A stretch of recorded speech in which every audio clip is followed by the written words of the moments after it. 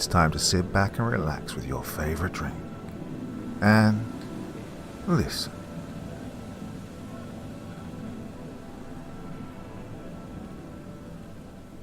Well, they say the fear of burglars is not only the fear of being robbed, but also the fear of a sudden and unexpected clutch out of the darkness. Makes sense, doesn't it? The dark, covering up that which we fear, made all the worse when it happens in our own home, such as we will see in tonight's collection of stories. It's inside your house. It wakes you.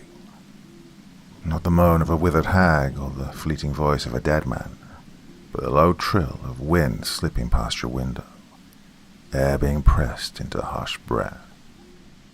The shadows meld themselves back into your bedroom. You blink. The blurred, hazy object of your alarm clock focuses back to existence.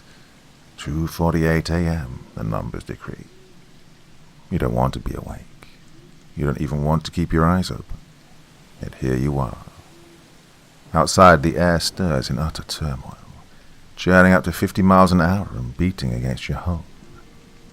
You'd known this was coming. In fact, you'd known it the moment you'd seen those thunderheads pulling in from the west, lightning forking within them. From the storm's downdraft came bursts of pine-lace wind, sharp and deceptively sweet.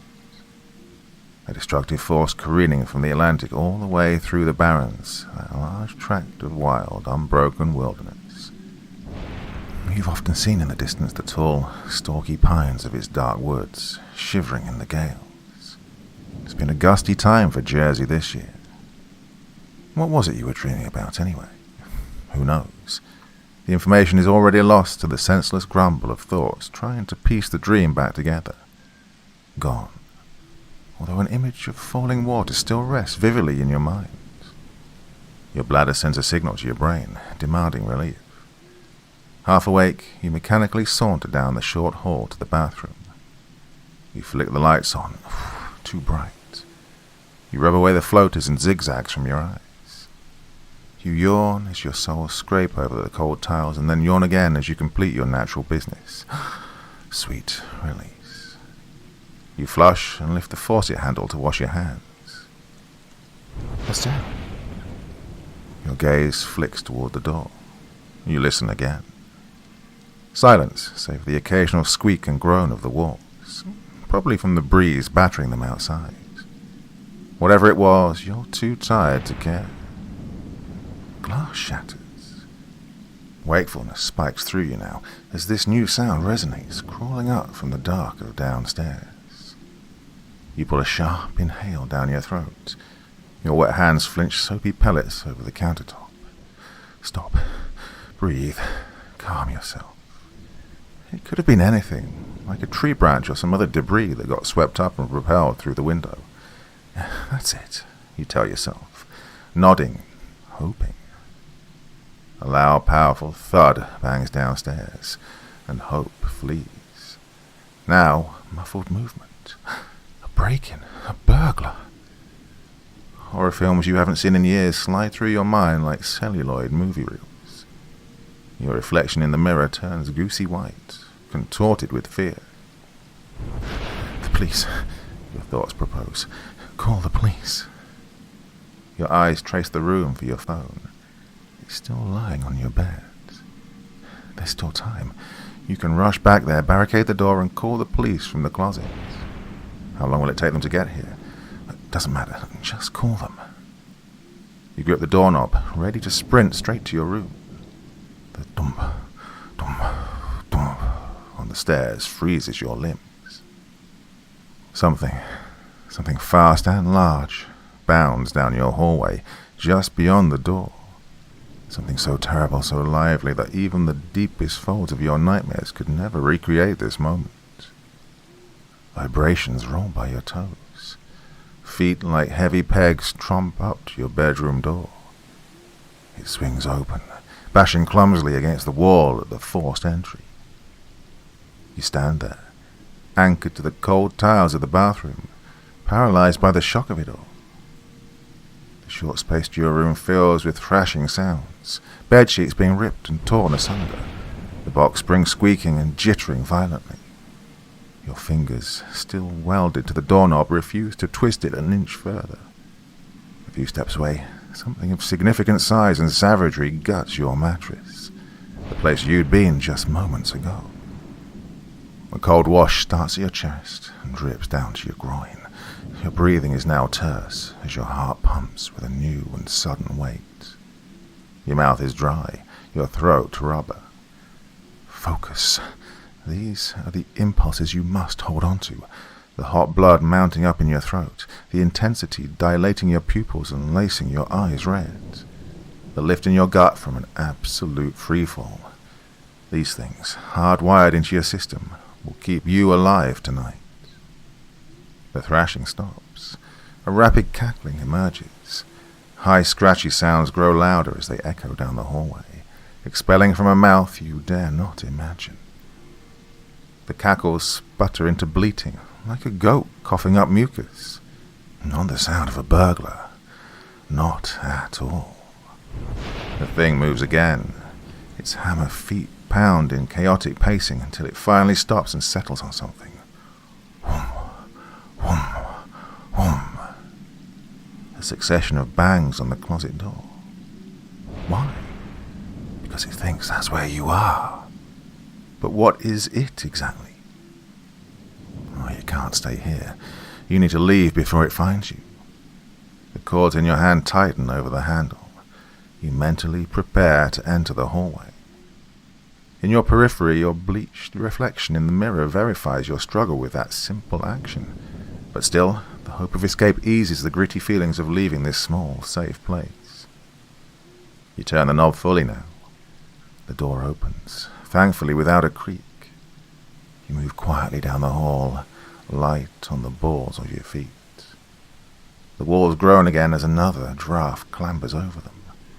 The windows flash. The lightning is so close you can hear the crackling particles. You peer back towards your bedroom to make sure its attention hasn't left the closet. Whoomph! Another pound against it signals back, much louder out here. You continue, each measured step as slow as possible. Just one sound, one small little thump in the carpet. That's all it will take to alert something truly horrible. As you draw closer to the stairs, a sullen urgency pushes you to move just a little faster. You have this screaming urge to run, to barrel down the stairs and leap out the front door in nothing but your underwear. But you resist. Judging by how quickly you close the gap from the stairs to your bed, you have no difficulty guessing who would win in the mad scramble. Not without a head start, at least. A terrible crash reverberates behind you. The closet's been freed from its hinges. Heavy feet start moving again. It's coming. You kick off from your heels and practically vault the rest of the way. You round the stairs and take the first few steps. The grandfather clock that you kept in the entryway has toppled flat on its face and now blocks the front doorway. No, not toppled. Pushed. Chunks of glass riddle the floor from the broken window in the living room.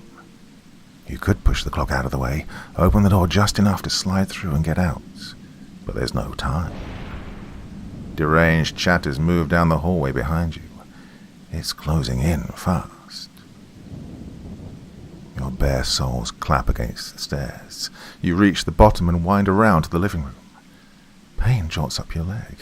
A sharp bit of glass has pricked into your foot. The shard crunches and embeds itself deeper into the nerve. Desperate, you fall toward the coffee table and roll beneath it. Heavy stomps now bang all the way down to the bottom step. You put a hand over your mouth. You squeeze your eyes shut. Another sickish bleat croaks out of the thing. It wanders around the room. Wind whips through the broken window, kicking up the drapes. The steps are loud like the hard heel of a dress shoe as it clucks against hard wood. Different scents now trace your nose. A scent you can almost recognize. Something sharp and green, like being outside. It's that Yulish scent of pine needles again, now blended with a thick, manure-y musk, that smell of the dark woods. Each hard step sends tremors through you. Don't look. Don't even take a breath. Don't think of what it'll do if it finds you. How vivid those thoughts teeming with horrors are. How quickly your screams will be silenced by teeth. How great the amount of blood that will pool out of your newly opened flesh, ripped and tattered like your bedsheets. Do not look. But of course, you look. Your eyes negotiate with the surrounding darkness, and you immediately regret looking. The deep sting of your foot no longer reaches you. The shock numbs the bulking fear welling up in your chest. Long black legs canter near you, tiered with fur. They are like the legs of a winter skinny deer capped with bony, cloven hooves. Behind them snakes a forked, leathery tail. A mouth you cannot see clicks its cuspids. The thing whoops loudly and then cackles like a hyena. No, your thoughts murmur, like the devil. The bony feet circle around and vanish into the black gap of the kitchen. A chair scoots as though brushed involuntarily. A clatter of things clang onto the floor, pots and pans falling from their racks. You cautiously adjust your placement beneath the table. The pain in your soul sharpens again. Are you bleeding? Will it be able to smell the blood? To taste it lingering in the air? No, if that were the case, it would have found you by now. A vision you don't feed for very long. Perhaps you can wait it out. Stay hidden until it gives up and moves on. A vain hope. It heard you run down the stairs. It knows you're still here somewhere. You allow yourself to swallow, feeling unhinged by it all. This isn't your house anymore. It's somewhere else. Some dark side of some distant planet you don't belong on. A place where something with hooves is stalking the halls, looking for you. The back door, maybe. No, you recall how the rollers were starting to stick and squeak lately, far too loud. And even if you did manage to squeeze through in time, the thought of having to outrun the thing fills you with immense dread. You look to the broken window. The frame is spiked with shards waiting to slice through an artery, not to mention all the scattered fragments your feet would surely find again. Running would be impossible after that. An idea suddenly clicks. The car keys. You left them on the kitchen counter. They should still be there, mockingly close. If you can just reach them and sneak into the garage, you can get out of here.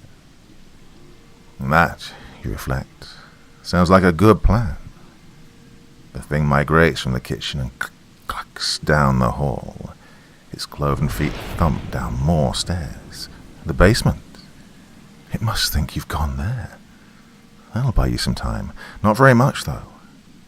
Out you go from the coffee table. You breathe softly, small jitters rattling your lungs. You pause a moment to brush a few fingers across your foot to get the glass out. It works some, but you'll need tweezers to get the rest of those evil bits. In the kitchen, you glance about for your keys. Some pans and a dirty skillet litter the floor. The spice rack is toppled, and a feathery art piece of garlic powder has formed on the porcelain. You move forward toward the counter with cautious steps. From the lower level, a muted crash rises up. Something else has been forcibly shoved over. You must hurry. You spot the keys. You stretch out your blood-speckled fingers and curl around them, carefully lifting them so as to not let them jingle in your grip. Another thought dawns on you and leads your hand next to the cutlery drawer. Sharp metal things rattle inside as you open it, much too loud for comfort. But you find and grab the sharpest knife there, so the noise is well worth it. A calculated risk. Having both the keys and the knife in your hands offers a small dose of victory, but you still need to make it down the hall, past the basement stairwell and into the garage. You peer down the corridor and hug the wall as you walk it. You pass by the basement quickly, imagining just for a moment something ready to screech its way out of the pitch. But in just a few paces, you've reached the doorway to the garage. You grasp the doorknob and pull the door open. A new sound reaches you from behind, a wet, acknowledging grunt. You turn. From out of the unseen stairwell, a long, muscular neck twists towards you. Its hooves scrape into the hall. The house flashes with another strobe of lightning, giving feature to its tall, amorphous shape. Its jagged horns extend outwards, coil back in a goatish curve. Leathery skin hangs down from its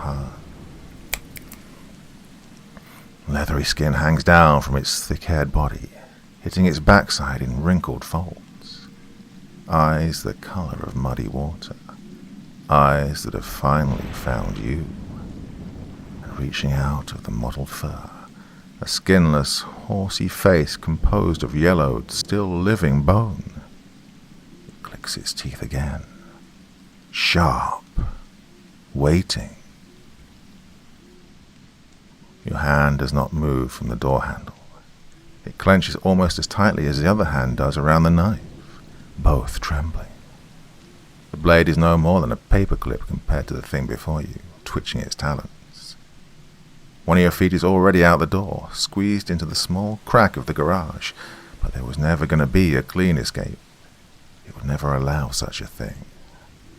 The fear now settles into your legs, grasping the inside of them.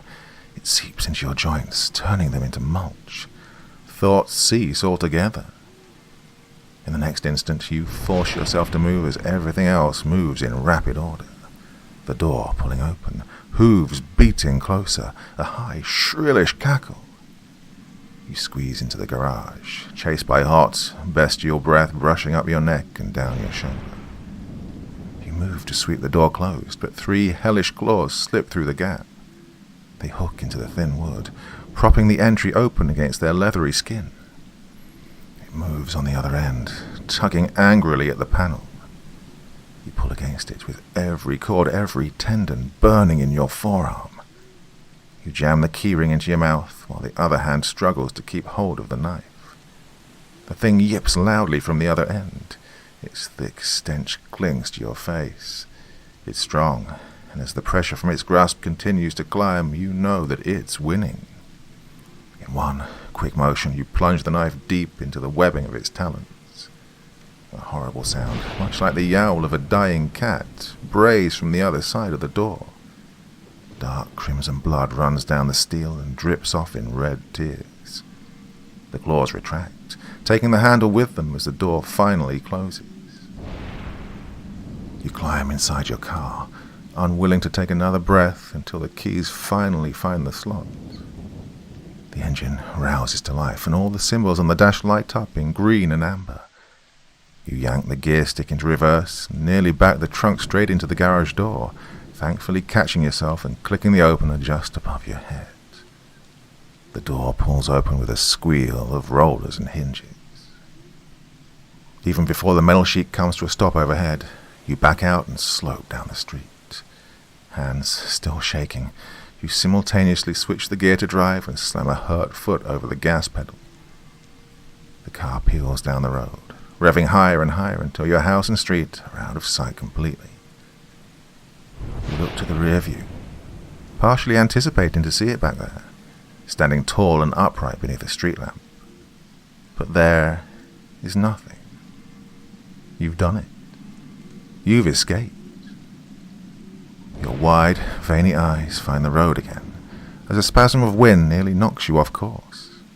It doesn't matter where you're going, not right now anyway. All that matters is getting as far away as possible.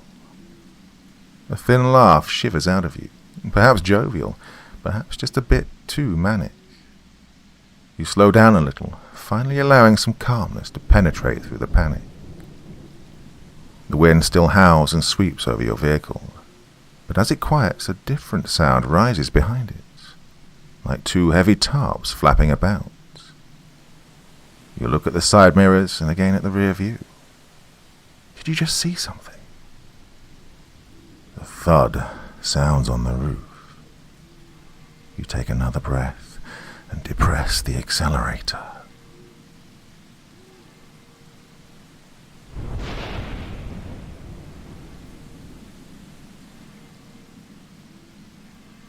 There's something off about my new girlfriend. Family, the best thing in the world, in my opinion. I love both my mum and my dad, and I'm sure they both love me. But sadly, they just didn't love each other. In the aftermath of one of their loud nights, my mum packed up her things and forced me to move away from our old home. The split up was messy, and after an argued legal battle, my mum lost almost everything from the house, to the car and even our dog. She lost everything, except me. The following weeks left a bitter feeling in my mind as I packed my clothes and other essentials, and as I left the house I'd grown up in, never once did I make eye contact with my dad, or I would have made a scene. It felt horrible leaving all my friends and school behind. The memories we'd formed together would last a lifetime, but the worst was leaving Ashley behind. The first girl I'd ever had feelings for. We'd first met when I found her smoking behind the sports shed. I needed a place to hide from a bully. Well, me and Ashley still talked on a regular basis through text and FaceTime. Well, that was until about 2 weeks ago when she broke the news that I'd always feared was coming. She told me that after I'd left, she'd been getting close to someone else at school. That person was Ryan Hallows, my now ex-best friend. Well, I felt a rush of emotions flood into me from betrayal, anger, upset. All of them forced me to choke and tear up. Well, I know it was inevitably going to happen, but why Ryan? Well, it wasn't a secret that Ryan had developed a crush on Ashley, mainly out of a childish rival with me. He knew he'd have a free opportunity with my folks' divorce. I'll admit my last words to Ashley were not good ones. They went something like this. "You don't care about me, I bet you only care about having someone to grab and squeeze." Not surprisingly, she blocked me afterwards. And as for Ryan, he spent no time at all plastering the argument all over social media. I was then faced with a new problem, finding someone else to replace Ashley. I tried at my new school, but all the nice girls were taken. And as for the strange girls, well, they were surprisingly not interested.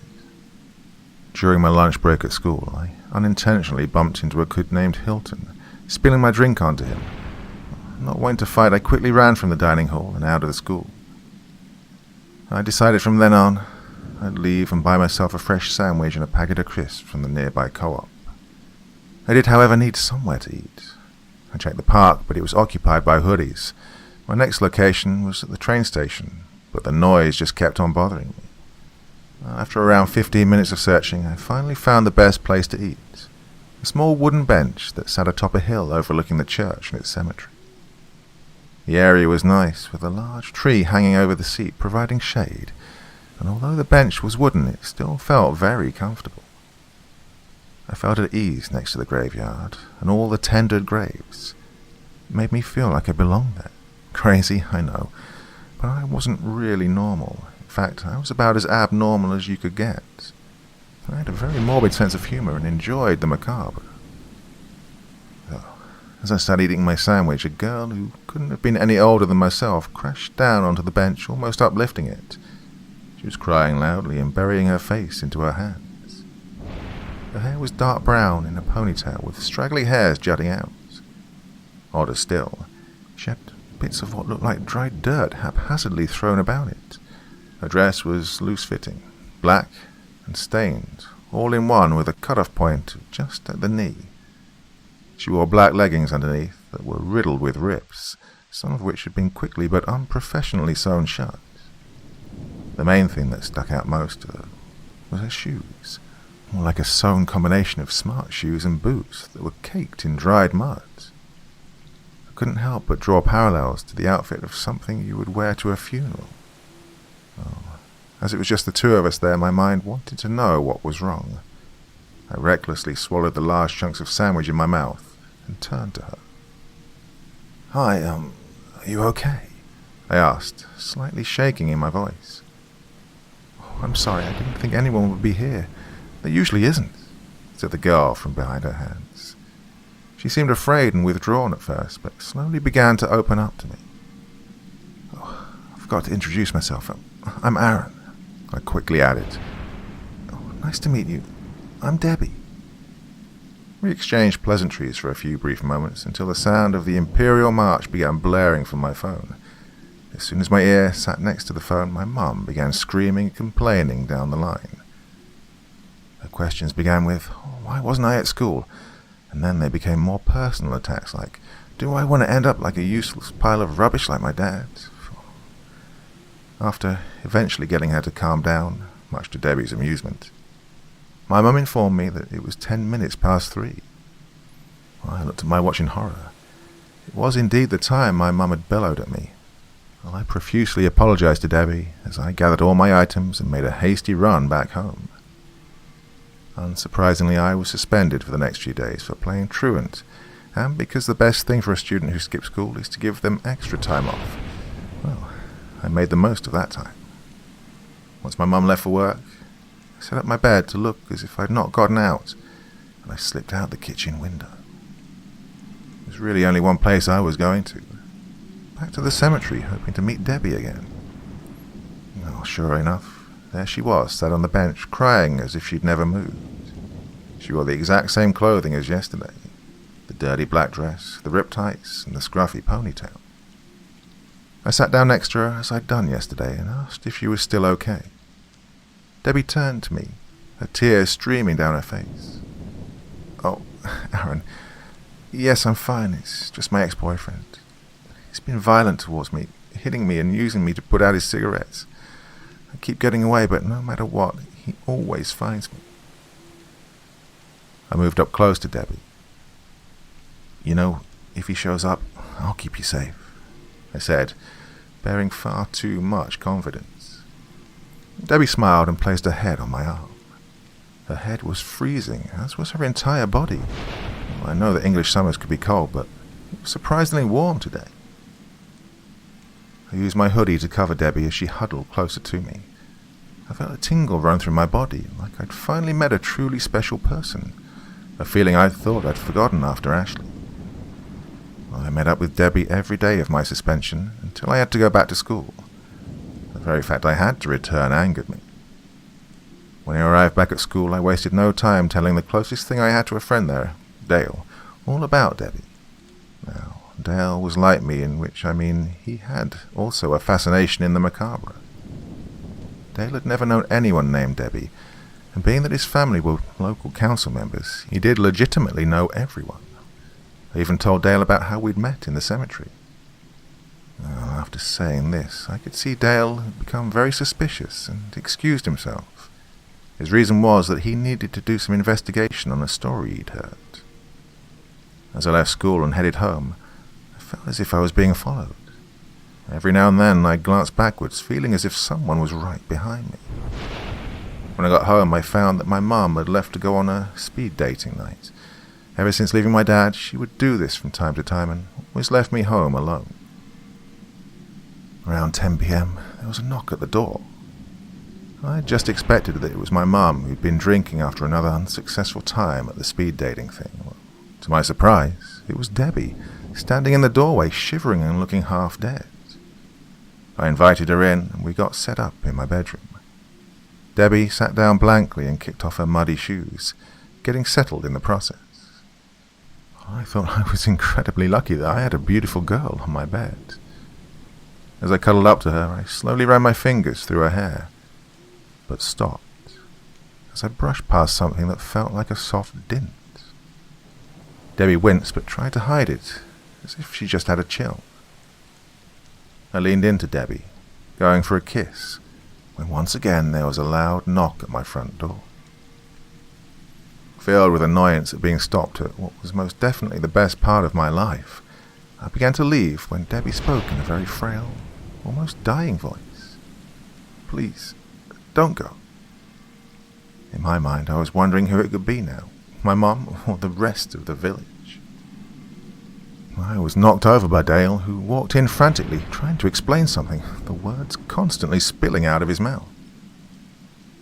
I slapped Dale, snapping him out of his panicked and confused state. Dale then took out a folder from his bag, with Debbie's name crudely written on it. Inside was an article from a newspaper about how a girl was abused and assaulted by her boyfriend and then beaten to death by him with a baseball bat.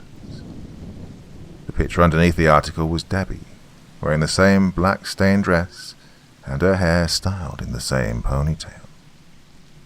The newspaper article was dated almost a decade ago, and there was no way at all that the girl in the photo was Debbie. Then Dale also told me something that left me cold to the bone and unable to move.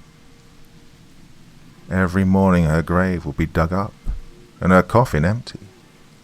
Well, the townsfolk had even tried to chain her coffin up, but it was no use. Her lifeless body would always be found on the memorial bench not far from where she was buried. I became angry and livid and ran upstairs, closely followed by Dale. I took a deep breath and entered my room. Debbie laid on the bed, her body withering away. I stood, unable to move at the sight. Debbie's once dark hair was now grey and her skin was dried to a crisp. Dale moved ever closer, and in a flash Debbie jumped and tackled him to the ground and drove her fingers into his eyes. Liquid from Dale's body began to transfer over to Debbie, reinvigorating her. The grey, straggly hair became dark brown again, and her skin became hydrated once more. When she was done, Debbie stood up from the now withered corpse of Dale. Debbie looked towards me, yet even after all I'd just seen, I wasn't scared. In a harsh whisper, Debbie told me, "I need one more. Then my pact is complete. Please find me someone." With little to no resistance, I picked up my phone and rang the person I knew was best. "Hey Ryan, it's Aaron. Would you like to come and visit me?"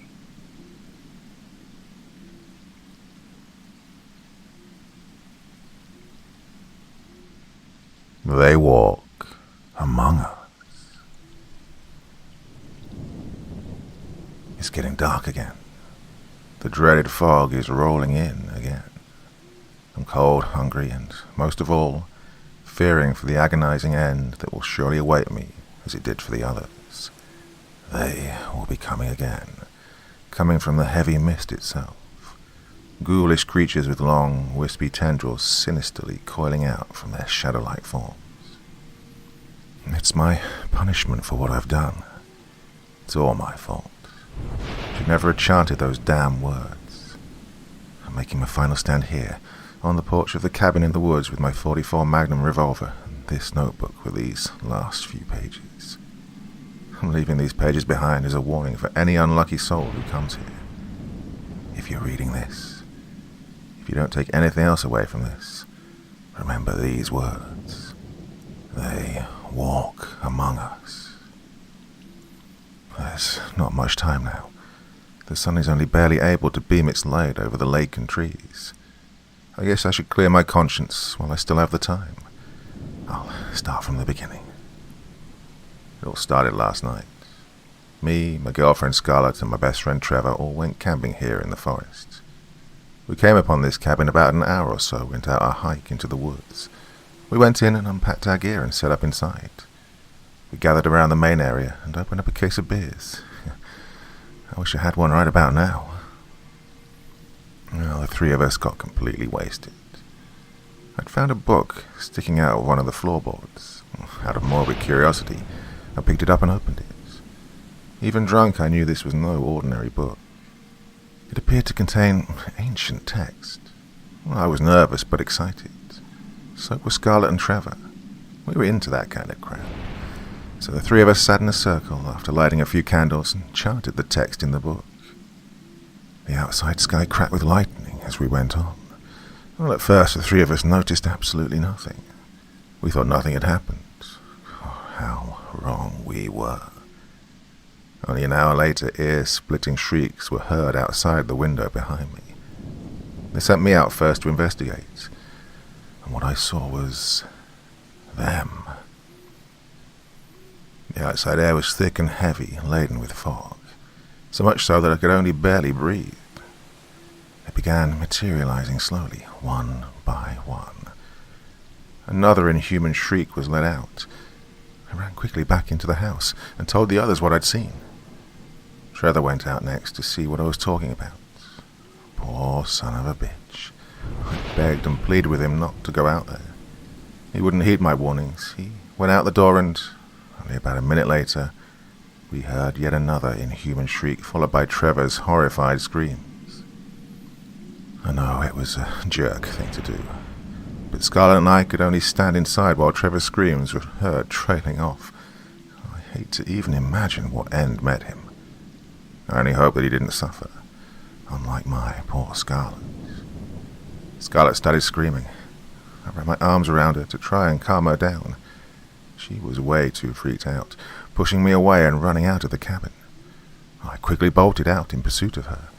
I couldn't bear losing her, too. It seemed that no matter my efforts, I'd never be able to hold on to her. I finally caught up to her. I seized her once more and pulled her close. I told her that I loved her, and I wouldn't let what happened to Trevor happen to her. I kept assuring her of this. Sure enough, these words consoled her. But dear God, how wrong I was. The thick, heavy fog was all around us now. When we tried to make our way back to the cabin, within an instant they had us surrounded. I, in panicked instinct, drew my gun and fired 3 shots into the black, demonic, mist-like creature towering over me. The bullets had absolutely no effect, passing right through it. I might as well have been shooting thin air. I was horrified by this point, but not nearly as horrified as I was when I realized that Scarlett was no longer in my arms. Frantically, I started calling out for her. I kept running through the fog, fearing the worst. However, nothing, even in my greatest nightmares, could have made me even imagine what I saw next. There she was, my beloved Scarlett, strung up by her intestines. The worst part, however, was she was still screaming. I did the only thing I could do now. I embraced her severed waist and told her I would always love her. I kissed her, closing my eyes, and put 1 round in her head. I fell to my knees and sobbed until I heard a shriek coming from all around me. I got up and bolted. I ran until I found the cabin again. By the time I'd found it, it was already morning. I stumbled up to the porch, exhausted. No matter how fatigued I was, sleep would not befall me, not after last night. I just stared and watched the outside world around me, knowing it would not be this beautiful at night. I know that I will not survive this night. As nightfall envelops the once beautiful outside world, I feel that I only have a few options left. I cannot let those bastards have me, so I've settled on the only alternative I have left. To those that I may hurt with my next course of action, I can only say that I'm truly sorry. They will not claim me. No, I have 1 round remaining in the chamber. I'm going to do it. It's the only way. Once again, stay away from here. They walk amongst us. The fog's all around me now. The air's getting hard to breathe again. I can hear their menacing shrieks. It's now or never. Goodbye.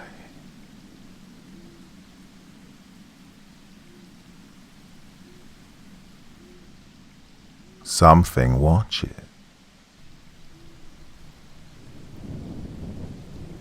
I'm terrified of waking up at night. Not because I can't go back to sleep, but because I know that if I do, he'll be there, watching me. I first saw him a year ago, after going into a musky antique shop in town with my friends. The wrinkled, old woman shopkeeper noticed that I was a 5th wheel and that my 2 friends seemed to be picking on me insistently. She pulled me to the side and asked if there were any improvements I was looking to make in my life. Slightly weirded out, I told her, of course, and that I hadn't realized I was being so obvious. She went behind the counter and grabbed this vial of liquid and then told me to put some on my hands. I was definitely suspicious, but she put some on hers first, so I figured, why not? It had an odd scent to it, like a strong lavender. Ready to leave, I walked outside and was going to tell my friends about what the lady had done. Turns out they'd forgotten about me altogether and had left to the next location. No big surprise there. Then around a corner came Carrie, a girl from school I'd had a crush on for months. And to my surprise, she actually approached me to say hi. I mean, I wasn't ugly or anything, just average, I guess. But this kind of thing was definitely not normal. Sadly, I was too nervous to get her number or anything, but it still gave me a nice little boost. Then later, once I got home, my mum, who had been sick for months with a suspicious illness that doctors hadn't been able to diagnose, said she was feeling way better. This was amazing, but I still chalked it up to coincidence. That was, until I was lying in bed later and saw that I had a Facebook notification. It was from Carrie. She'd Facebook stalked me, found my profile and added me. This was getting downright suspicious. After that, her and I started texting, and things were going surprisingly well. I also found out that I'd gotten one of the highest grades in the class on one of my math tests, which, I was terrible at math. So, I actually seriously started considering whether this oil was doing all of this. I got home later that night, and after taking a shower and going to bed, I sent out a goodnight text to Carrie. I waited a half hour or so and got no response. Considering we'd been exchanging texts like every couple of minutes for the last day, this was weird. Then I sniffed my hand and noticed that the scent was almost completely gone. Frustrated, I lay down and tried to sleep, but then began to hear the sounds of my mother coughing through the walls. Let's just say, I didn't sleep much that night. The next day I noticed that Carrie still hadn't responded. That was it. I couldn't explain why this was happening, but I definitely had to figure out how to get some more of that oil. So I showed up later at the shop that day and looked for the owner. She was in the back, organizing shelves as I approached her. I asked her if I could possibly purchase some of that oil she'd given me the other day. It works well, doesn't it? She said with a grin. She then went on to tell me that it had been given to her by a deceased husband, who was an archaeologist, and she was unsure of what it was or even where it had come from. So she told me that she could give me a little bit more, but only to be used sparingly. Otherwise, they'll take notice, she said with a sort of nervous grin. Not really understanding what she was talking about, and not really caring, I agreed. She put a single drop on my hand, and I rubbed it in thoroughly. Upon smelling it, I immediately felt a sense of calm come over me. It seemed my mind had already associated good things with the smell. I told her what had happened with my mom, and how the oil was literally changing my life. Then she said she wanted to show me something, and walked to the back of the store. But she left the vial sitting on the table, and the temptation to take it flared up inside me. It was just too easy. I started to hear her walking back from the storage area, and impulsively grabbed the vial off the counter and ran out of the store with it. Totally expecting her to come out after me, I turned back to see the store. However, she never came out. I didn't even have to run, really. I immediately poured a generous amount on my hands and rubbed it in. Not surprisingly, Carrie started returning my texts, and we actually began dating soon after. By the end of the week, it was like I was a completely transformed person. I had the girl of my dreams, and other kids were finally starting to see me differently. However, the night I first tried to kiss Carrie was when things began to take a turn for the worst. I'd walked her home, and while at her front door, I tried to kiss her, and she shied away nervously, leaving me for the night. Down and defeated, I noticed I couldn't smell any scent from the oil. So I went home and immediately rubbed a bunch of it onto my hands. Then Carrie immediately texted me, saying she was sorry and that whenever I was ready to kiss again, she was. This stuff was almost too good. After that, I just laid back in bed with a smile and dozed off for the night. I had a weird nightmare that night, though, where the wrinkled old shopkeeper was giggling and playing in the street like a little girl.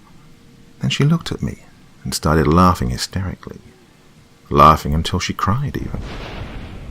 Then her tears became blood, and I woke up. My eyes still blurry. I blinked a few times and noticed something beside my hand. It was dark, but it looked like a man or something on its hands and knees, sniffing my hand. I screamed and turned the lights on, but there was no one there. Truly horrified, I turned the TV on and put on some cartoons. I figured I must not have been fully awake yet, and somehow I'd imagined it. Later that day, I went to school and everything was pretty much normal. I was still pretty shaken up though. Carrie started texting me again, and I was excited to see her later that day. Once the school bell rang, I bolted out to my bike to ride straight to her house. Then, when I got to her front door, she immediately came out, smiled and kissed me. Then she invited me in, so I went to park my bike. But when I rolled it around the house to put it up against her garage, I got the distinct feeling that someone was watching me. In the corner of my eye, I saw a man across the street, a man with a car accident face, just staring at me. But then, by the time I turned my head towards him, he was gone. I went inside and tried to forget what I'd seen, but obviously I couldn't. So the next day, I went back to the shop, and that was when things really started getting weird.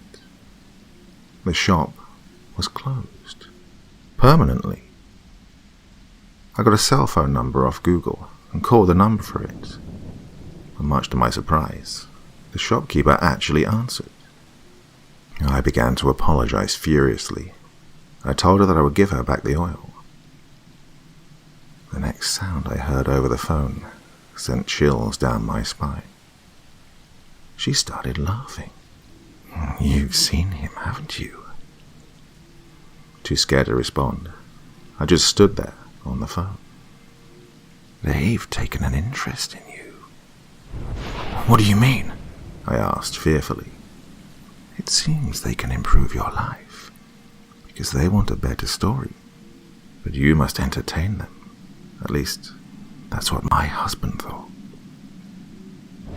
Shivering and almost in tears, I asked if I could make it stop. She told me flat out that I needed to try and give the oil to someone else before it ran out. Then she rudely hung up the phone, and I was left staring at the empty shop. I got back home later, pulled the bottle out, and to my horror, it was empty. Clearly stressed beyond belief, I woke up again that night. My room was dark, but in the corner, I saw a figure, his arms at his sides, his head slightly tilted with a bizarre empty grin on his bag-like face, his eyes 2 little black holes. I closed my eyelids tight and pretended he wasn't there, waiting for something to happen. To my surprise, it never did. At least, not yet. I haven't really slept a full night since then. Only now, when I wake up and I know it's still nighttime, I don't open my eyes. And I know I never will again.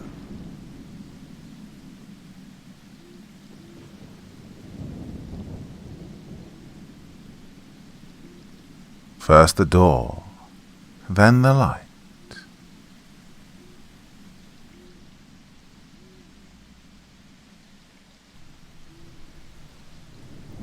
Always shut the outer door before you turn the outside light off. That was the only thing written on the little post-it note left for me by the previous homeowner.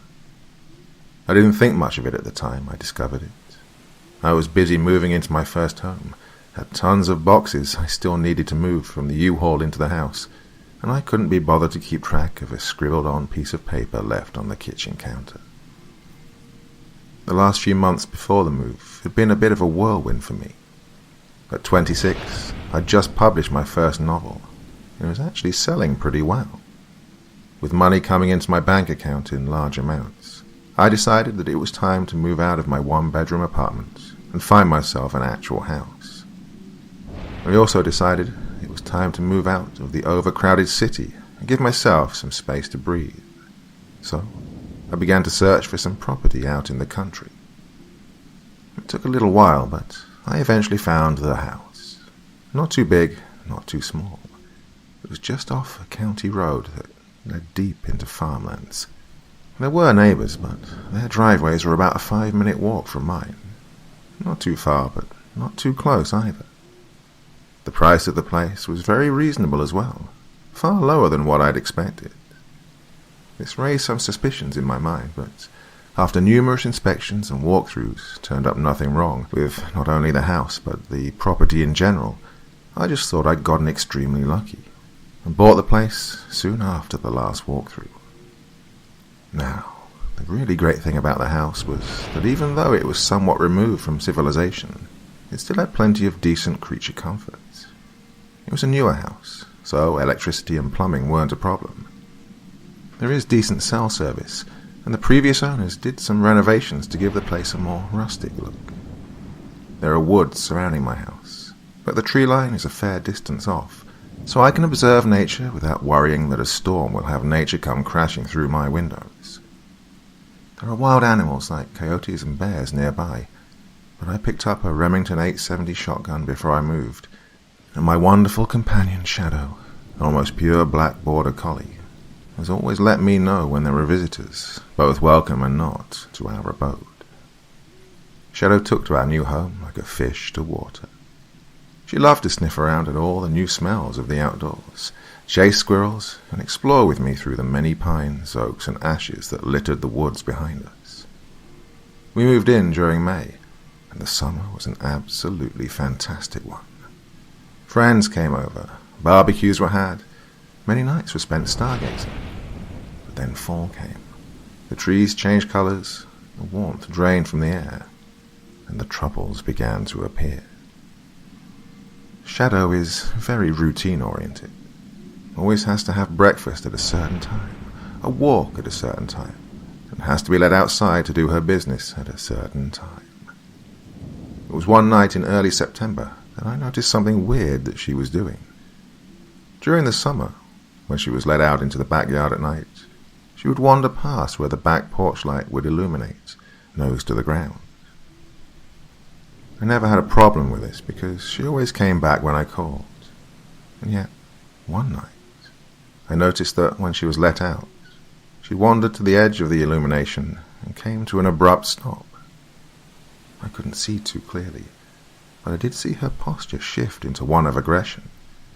And through the chirps of crickets and other noises of night creatures, I heard a low growl from her. This was surprising to me, as Shadow wasn't very aggressive. Sure, she'd bark whenever someone came to the door, but I'd never heard her growl at anything before. So naturally, when I heard her growl at the darkness beyond my backyard light, red flags immediately popped up in my mind. I keep a high-powered flashlight next to my back door, so I grabbed it and shone it out into the blackness of my backyard. Nothing abnormal was highlighted in the massive beam of illumination that came from my flashlights. Just grass, weeds, and the first line of trees that was the gateway into the forest beyond. I swerved the beam of light back and forth a few times, but still saw nothing out of the ordinary. In the minute I spent trying to see what it was that freaked my dog out, she'd done her business and was now coming back inside the house, seemingly relaxed again. I shrugged the whole thing off as a dog being a dog, closed my back door, and continued my night as normal. The next night, however, the strange ritual was performed again. Shadow went outside, went to the edge of the light, stopped suddenly, and began to growl at the night that surrounded her. Once again, warning bells went off in my head, and I grabbed the flashlight again. Scanning the surrounding area had the same results as the previous night.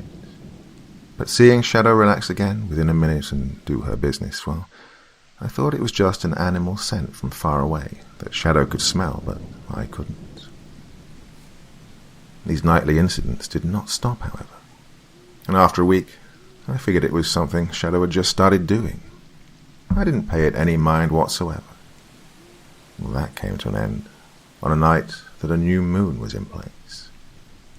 The backyard was darker than usual, and the only light at all came from my back porch light. I let Shadow out, but she only went a few feet out of the door before she stopped in her tracks, ears perked and tail standing straight up. She lowered her head and began to growl lowly, her hackles standing on end. This night, I didn't have to wonder what was going on. My animal instincts were screaming at me that something was out there in the dark, and it was not friendly at all.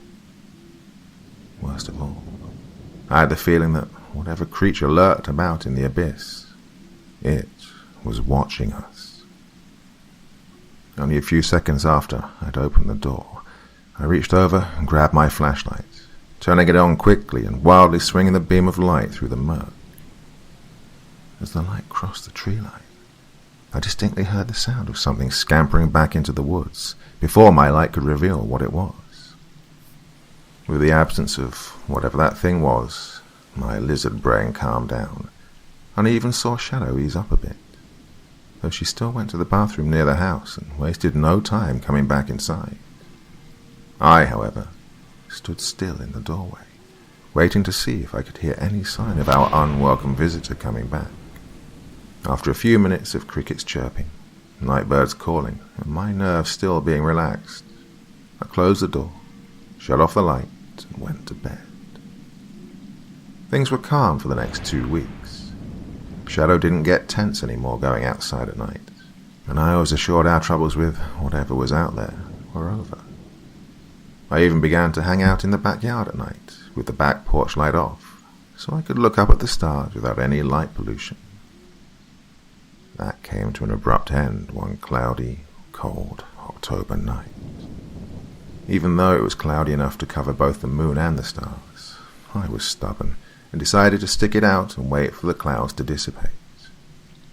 I was sitting in my stargazing chair, one of those chairs you can lie back on and it stretches out so you can actually lie back and stare straight up, and I'd been listening to a lo-fi channel on YouTube.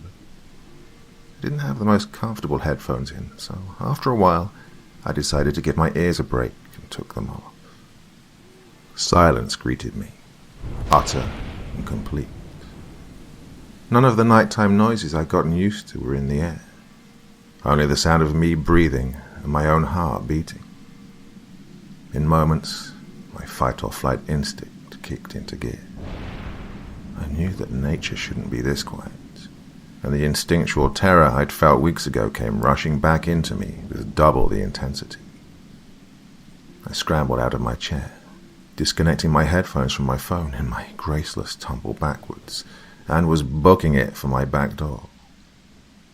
As I ran, I didn't hear any footfalls from behind me, yet I did manage to catch the distinct crunch of someone stepping on and crushing my headphones, assuring me that there was indeed something behind me in the dark, and it was coming after me. I got to my back door, thanking God I hadn't locked it, opened it, and stepped inside. I tried to turn on the back porch light, my hands fumbling in fear for a moment before I got it. In that moment, I knew the light had turned on, and before I had a chance to turn around, I heard something from behind me. It was the sharp rustling of grass and of earth being dug up. I turned around, grasping at the flashlight hanging beside me, while trying to spot what had made the noise. Nothing was in the ring of light cast by my back porch light, and when I got the flashlight up and shone it around the yard, it revealed that nothing was there. As I stood in the doorway, scanning the night, Shadow came up beside me. She already had her hackles raised, and began growling into the night right beside me. I knew something was up, and so I decided to call out. "Is anyone there?" I called into the night, not really expecting an answer. "Seriously, if someone's out there, I'm armed and you're freaking me out. I don't want to shoot anyone, but if you keep messing with me, I won't hesitate." Silence was my reply, with the slow ambience of crickets and nighttime animals returning at last. Shadow was much more relaxed as well, so I began to think I just scared myself over nothing. But then my flashlight beam came across something odd on the ground, right outside of the edge of light created by my porch light. I noticed upturned grass and dirt, a large patch of it. I stared at it in confusion for a moment, wondering what it was, when a memory from childhood popped into my head. I used to play soccer, and sometimes when you were running fast and had to stop quickly, you'd dig your cleats into the grass, tearing up the field and bringing you to a halt. The patch in my backyard looked exactly like that, but I couldn't make myself believe someone had been silently chasing me in cleats. No, whatever had made that had to have been some animal, but animals don't wear shoes with cleats, so the closest thing to cleats some animal might have would be claws. The next day, I called up my local fish and wildlife agency. I described to them the incident and asked them what they thought it could have been. They told me it might have been a bobcat, but I insisted that it couldn't have been. I wouldn't want to tussle with a bobcat, but I highly doubt one could have invoked the primal fear that I'd felt. I asked if there was a potential for the creature being a mountain lion, but I was told we lived too far south for them. With some persistence, I managed to get them to agree that they would send an agent out near my area to investigate. Later that night, when it was time for Shadow to go outside, I grabbed my shotgun and loaded it. Shadow seemed a bit more at ease when she went outside, but I wasn't going to take any chances, and I stood in the doorway with a slug in the chamber, waiting for something to rear its ugly head out of the darkness. Nothing came of it, but throughout the entire time, I felt like I was being observed by something out in the night. Things went on like this for a few days, until one Saturday when I was doing a little gardening next to the side of my house, and I began to dig up the dirt underneath my kitchen window. I stopped when I saw strange impressions in the ground. Looking closer, I saw that they were the faint imprint of track, and following them, I found they circled around my entire home, always stopping at one of the windows, and then picking up again to go to the next window. My blood ran cold at this discovery. Not only were these tracks in no way human, as it didn't look like any shoe print I'd seen before, but whatever was making these seemed to have been profiling my home, and was smart enough to be going to my windows to check for a way in. I started to feel like a prisoner in my own home, and I did not like that. I decided to wait one night to see if I could catch whatever was doing this. That night, we did the same usual routine, but I acted calmly, like nothing was bothering me. When Shadow came back inside, I shut the door and flipped off the back porch light as usual. But instead of getting ready for bed, I shut off all the house lights, grabbed my shotgun, and waited by the back door. I spent a long time sitting in the dark by the back door, trying to remain calm through my anticipation of whatever was going to come skulking out of the blackness. Hours went by, and I was eventually becoming tired and had difficulty keeping my eyes open. The silence outside, and the slow, steady rhythm of my kitchen clock ticking away was almost enough to put me under. Suddenly, a realization hit me, and my eyes shot wide open. It was dead quiet outside. No usual nighttime sounds, just like that night a few weeks back. I placed my ear against the door and tried to listen through it. For the first minute or two, I couldn't hear anything. My ears must have gotten used to the silence, however, as shortly after, I began to faintly pick up the sound of grass being crushed underfoot. It seemed to be coming from the left side of my house and coming closer to the door. It softly stopped, and as I strained to listen, a new sound cut through the darkened home. Light tapping, coming from my kitchen window not 6 feet away from my sitting form. The breath froze in my lungs. Something was at my kitchen window, tapping away quietly. I tried to crane my neck to see if I could see what was causing the sound, but from where I was sitting, I didn't have a good angle. I slowly began to shift my position to get a better look. With my shotgun, which I'd forgotten was leaned up against the doorframe next to me, decided it had had enough standing up and chose right then and there to clatter loudly to the ground next to me.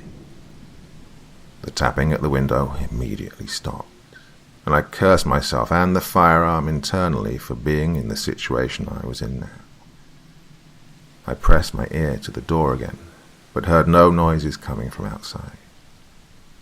I stayed like this for a good minute or so, trying my hardest to hear any noise that originated past the door. An idea formed in my head. Not a good one, but I didn't know what else to do at the time. Timidly, but loud enough for those close by to hear, I called out, "Hello." I waited with bated breath for a few seconds, but nothing happened. I waited apprehensively for a few more, and still there were no sounds. I let out a sigh, thinking nothing was there and maybe I'd hallucinated the taps on the windows. Suddenly, an explosive burst of sound came from the other side of the door. I distinctively heard the sound of clawed feet running up my back porch steps, and only had a second to prepare when something crashed heavily into my back door. The next couple of moments were pure chaos. Shadow was awoken and started barking from somewhere in the house. I was letting loose a stream of curses and cries of terror, and whatever was on the other side of the door began pounding on it.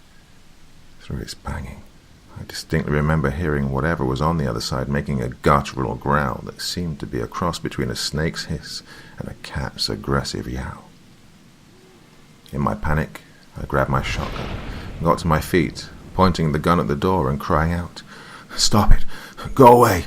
Leave us alone!" Now, my old back door used to have a pane of glass about eye level to me, which is about 6 feet tall. As I stood there, quivering with fear, gun at the ready, a pair of eyes came into view from the other side of the glass. They were larger than any humans, and they were bright yellow, with slit-like pupils you see in a snake's eyes. When they caught sight of me, the banging stopped, and I could hear this thing's labored breathing. It was panting while looking at me, and some old animalistic instinct deep inside me told me those eyes were the eyes of a predator, and it was looking hungrily at its prey. I didn't know what to do.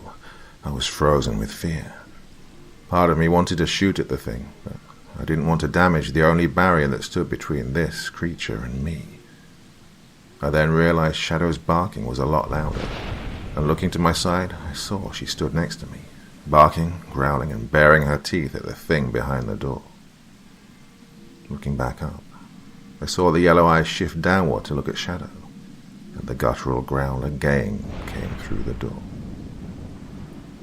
"Oh, no, you don't," I cried, anger suddenly flowing through my veins. "You keep your frickin' eyes off of my dog."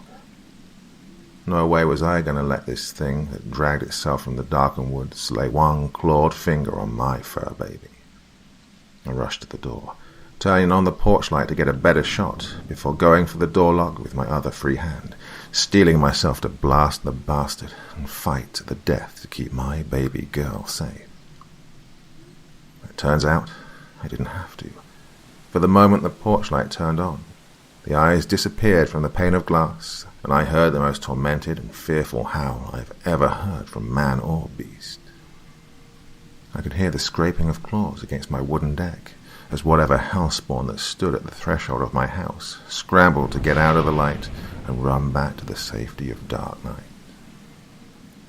As I got the door open, I saw the shape of something large and tall, easily breaching 8 feet on 2 long, gaunt legs, tearing past the perimeter of light created by the back porch light, back into the pitch blackness of the surrounding forest.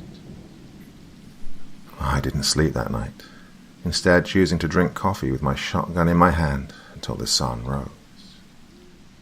When I went to survey the damage in the morning light, I grimaced at the sight. My deck had massive, deep, gouged scratch marks in the wood. My back door had a large crack in it from where the thing had slammed into it, and a strip of my yard was torn up with the same claw marks that were on my deck. That morning, I called the local hardware store in town, about half an hour away.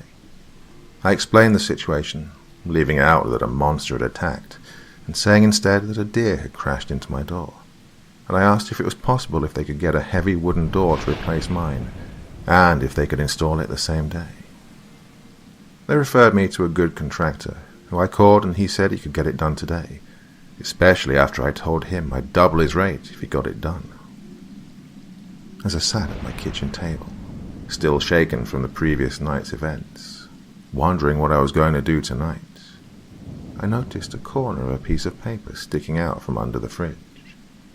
Curious, and looking for anything to take my mind off what I'd experienced, I rescued the paper from under the fridge and took a look at it. It was the note from the previous homeowner, the one I'd completely forgotten about. Its message about always shutting the outside door before turning the light off suddenly made much more sense to me. So did why the house was priced for so cheap. I cursed the previous owner for leaving me in the dark about this nighttime visitor. When the contractor arrived, he let out a long whistle as he surveyed the damage. "You said a deer crashed into your door. Must have been a hell of a thing chasing it to make those claw marks on your deck. You're lucky the door didn't break down. You'd have had a hell of a mess to clean up." I nodded glumly, feigning ignorance about the claw marks in my deck. As he was installing my new door, he noticed my porch light. "You know, I could run back to Earl's Hardware after I'm finished with this door, pick up a motion-activated floodlight and install it for you. I'm sure it'd help keep those nighttime critters away." Thank God for that man, because my brain at that time was so in shock, I hadn't even considered something like that. It seemed my nightly guest didn't like light, so a motion-activated light would keep it at bay forever. I thanked him profusely, taking him up on his offer. After that day, things went back to normal for a long time. Months went by, and even though I would tense up every time at night when I saw the motion light go off, I didn't find any tracks near my house, and I never heard a trace of the creature anywhere near my property. I even asked my neighbors how things were going for them, and if they'd had any nightly disturbances. Their answer was always no, so I figured my problems were all over and done with. That is, I thought my problems were over until the later winter months, when I began to notice the motion light staying on for longer and longer durations. Shadow began to get scared, even stepping a foot outside when the sun went down, and I began to see the familiar odd tracks in the winter snow. Every couple of days, I'd see them move closer and closer towards the house. I swear I even heard that low, hissing growl one night. It floated up on the wind when I lingered by the open back door, wanting to see the stars. That door was shut and locked the moment the sound hit my ears. I was feeling like a prisoner in my own home again, and I didn't know what to do. I couldn't find where the previous homeowner had gone, and none of the neighbors had anything like this happening to them. I thought the motion light was a surefire solution, but that was falling apart and I didn't know why. But then I found the note again, hidden under a pile of junk mail on my kitchen table. It still read the same ominous message it had when I first moved in. But desperation made me do something I hadn't done before. I flipped it over, and to my surprise, there was another message written on the back. Shooting it just makes it pissed. Only bright light will drive it away. Don't use the outside lights too much, though. It'll get used to them. Now I think I may be in some serious trouble.